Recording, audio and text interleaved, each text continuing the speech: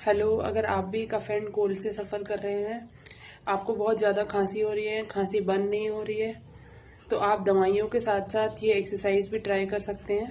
इसे दिन में 3 बार करें, इससे आपको काफ़ी बेटर फील होगा।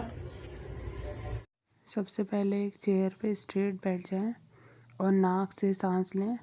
जितना आप गहरी सांस ले सकते हैं उतनी सांस लेनी है और मुंह से इस तरीके से सांस छोड़नी है। इसे 15 बार रिपीट करना है और इसे दिन में 3 बार रिपीट करना है। Thank you so much for watching. Please like subscribe my channel for more videos. Thank you.